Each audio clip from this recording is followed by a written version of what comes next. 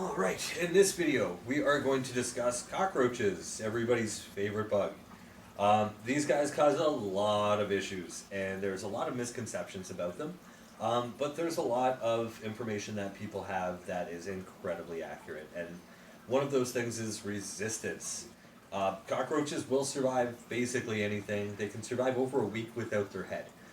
Anything that can do that is going to be tough to kill. Now that being said, we have some amazing chemicals, amazing baits, and a little bit of know-how goes quite a long way when it comes to these guys. One of the big things with cockroaches is the fact that resistance is high. Pesticides like baits are much more effective, and dust is much more effective than a spray. The spray itself is great for keeping them out, but not getting rid of them.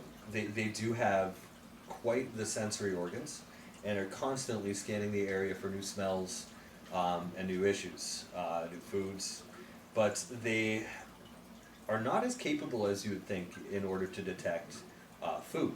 So when it comes to cockroaches, German cockroaches are the most significant issue when it comes to homes and buildings, businesses.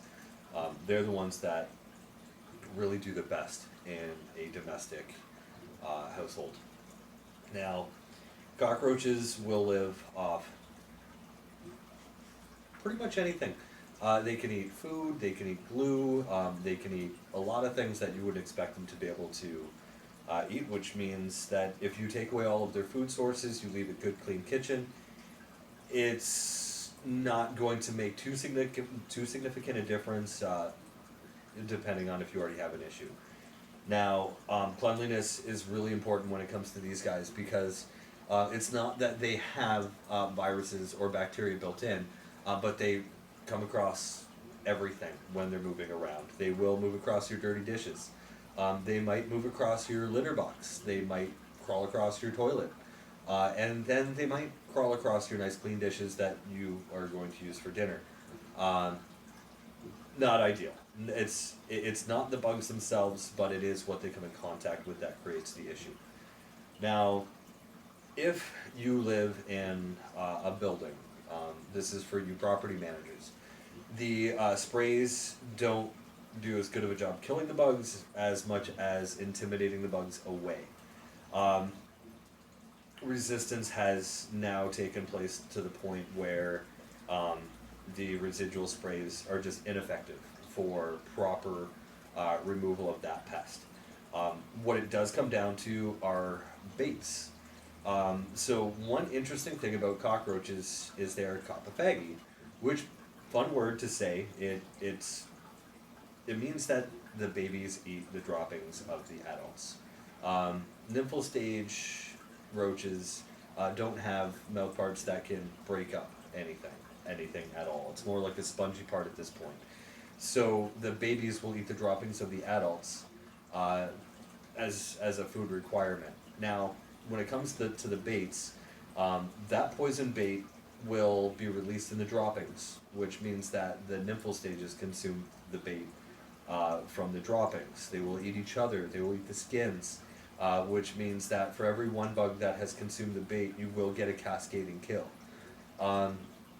That being said, we have some great baits. Some include peanuts, some include honeydew.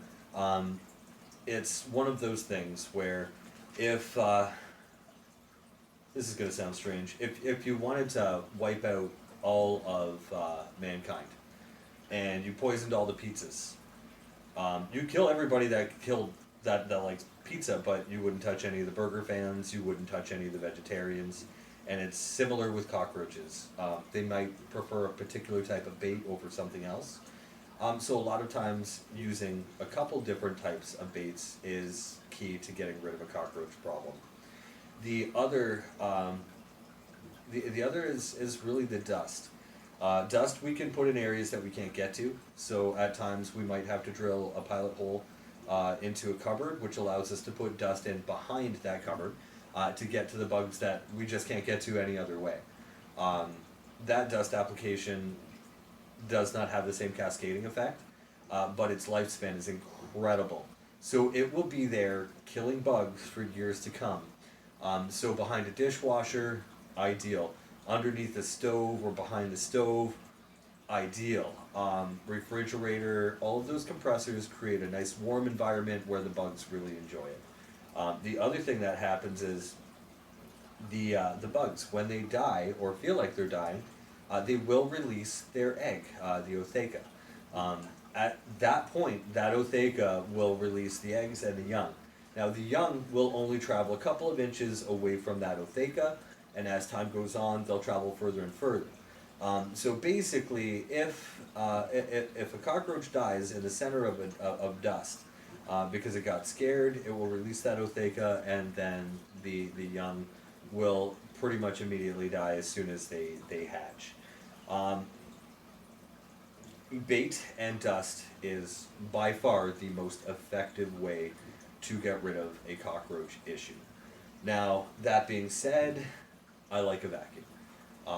If they're not there anymore, then they don't get a chance to produce young, they don't get a chance to crawl across your dishes.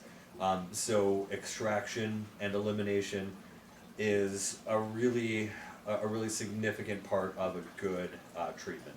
So because they are afraid of pyrethroids and pyrethrins, it makes a really easy removal. So we have can sprays, like even Raid has pyrethrins in it, and when we spray those, the roaches will go running. I have a vacuum ready, and I just suck them up with a vacuum. They're not causing any more issues.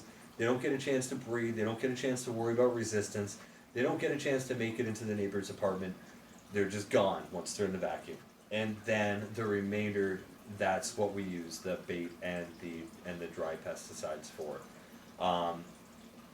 When it comes to apartment buildings, it's really important if we have a cockroach issue to remove it from that unit and not push it into the neighboring units.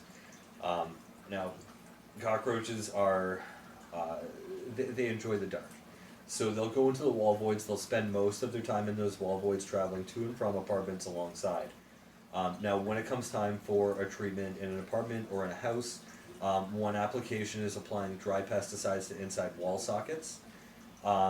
Again, this is a very long-lasting effect. So any that are trying to travel to or from other units, even after this unit is treated, will still die.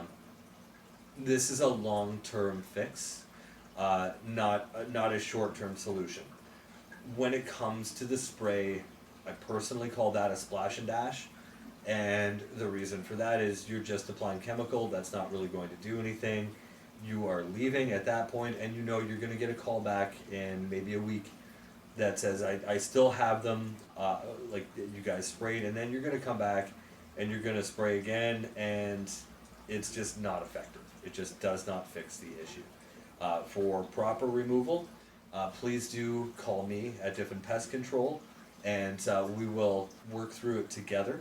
I understand that issues like this are sometimes mentally draining, just like bed bugs. So I'm happy to work with you and explain any questions or concerns you might have. So that is the end of this video. Please comment, or if you have any questions, please add any questions. Now, if you know something I don't know, I'd love to hear it. So please add that in the notes as well. And I look forward to hearing from all of you. So have yourself a great day and take care.